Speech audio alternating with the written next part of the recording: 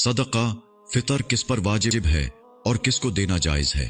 जिस शख्स पर सदका फितर वाजिब हो, अगर वो ज़कात का मुस्तहिक है तो उसे सदका फितर देना कैसा है?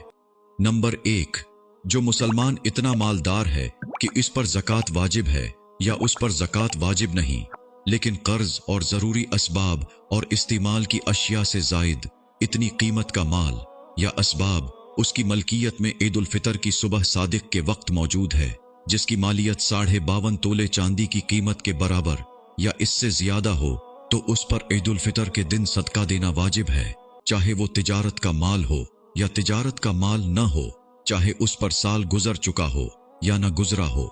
इस सदका को सदका फितर कहते हैं।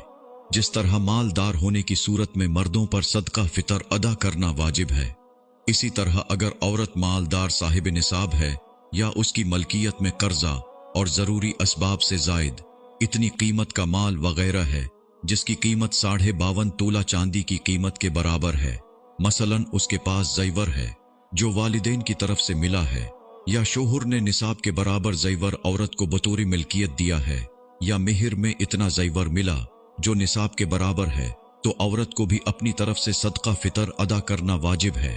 हाँ, अगर शोहर उसकी तरफ से उसे बताकर अदा कर दे तो अदा हो जाएगा। मालदार औरत पर अपना सदका फितर अदा करना तो वाजिब है, लेकिन उस पर किसी और की तरफ से अदा करना वाजिब नहीं, न बच्चों की तरफ से, न माँ बाप की तरफ से, न शोहर की तरफ से। अलबत्ता मालदार आदमी के लिए सदका फितर अपनी तरफ से भी अदा करना वाजिब है, अपनी नाबालिग औलाद की तरफ से भी। नाबालिग औलाद अगर मालदार हो तो उनके माल से अदा करे, और अगर मालदार नहीं है तो अपने माल से अदा करे। बालिग औलाद अगर मालदार है तो उनकी तरफ से सदका फितर अदा करना बाप पर वाजिब नहीं।